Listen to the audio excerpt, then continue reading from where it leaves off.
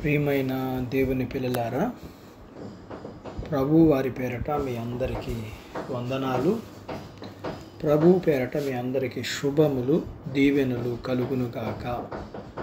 ఈ ఉదయకాలం పరిశుద్ధ గ్రంథం నుండి దేవుని వాక్యాన్ని చదువుకుందాం. అపోస్తుల కార్యాలు 6వ అధ్యాయము 31వ వచనాన్ని చదువుకుందాం.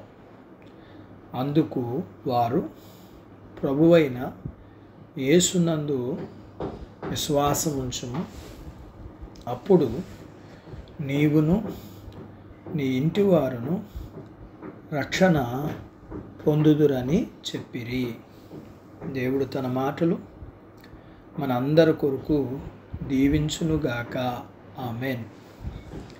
ప్రియమైన దేవుని పిల్లలారా, ఆత్మహత్యకు పాల్పడుతూ తన కత్తిని మెడ మీద పెట్టుకున్న వ్యక్తికి ఈ సువార్త చెప్పబడింది. ఇదే సువార్త మనందరికీ వర్తిస్తుంది. ఈ సువార్త మనం జీవించిన కాలమంతా మనకు కావలసినవన్నీ అనుగ్రహిస్తుంది.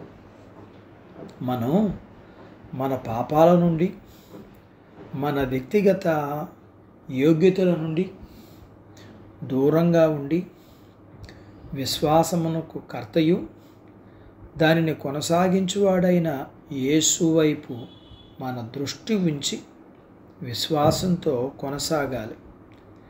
ఆయన మీద ఆనుకోవాలి. ఆయననే సర్వస్వంగా భావించాలి. మనము రక్షింపబడ్డాము, నిత్యత్వానికి వారసులం. అందులకు ఆయనని స్తుతిద్దాం. అలాగే లోకానుసారమైన జీవితం నుండి, స్వార్థము నుండి, సమస్తమైన దుష్టత్వము నుండి మనము రక్షింపబడ్డాము. అన్ని విషయములు ప్రతిరోజు మనకు ఈ విషయాలు గుర్తుండాలి. ఇతరులకు సాక్షిగా, మాదిరిగా ఉండవలసిన బాధ్యత మనది.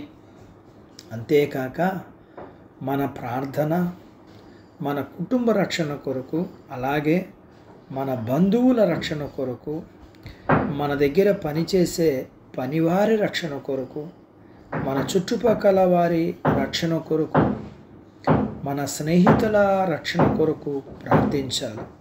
అలాగే దేవుని యందు విశ్వాసం ఉంచాలి. అప్పుడు ఖచ్చితంగా ఈ దేవుని వాగ్దానం మనం పొందుతాం. దేవుడు చెప్పినట్లు చెయ్యాలని దేవుణ్ణి బ్రతిమలాడుకుందాం.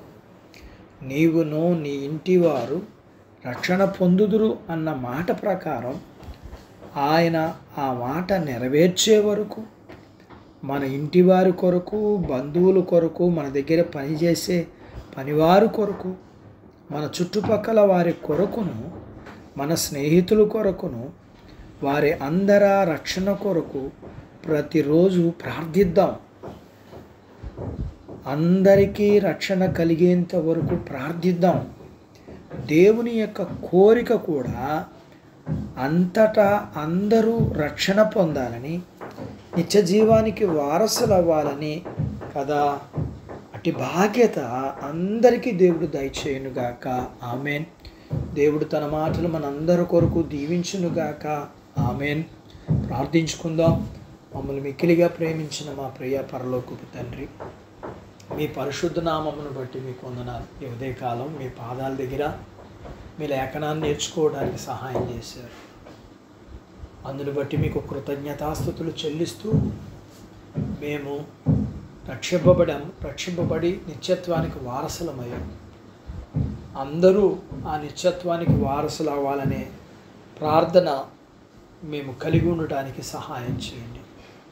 మీ చిత్తం అందరి పట్ల నెరవేర్చబడడానికి సహాయం చేయండి. వాక్యం విని నాతో పాటు ప్రార్థనలో ఏకీభవిస్తున్న ఈ పిల్లల్ని, వీరి కుటుంబీకుల్ని, వీరికి కలిగినంతటినీ దీవించండి. చిన్న బిడ్డలను, యవనస్తులను, వృద్ధులను, స్త్రీ పురుషులు, వారి చదువులు, ఆరోగ్యాలు, ఉద్యోగాలు, పొలాలు, పశువులను దీవించండి.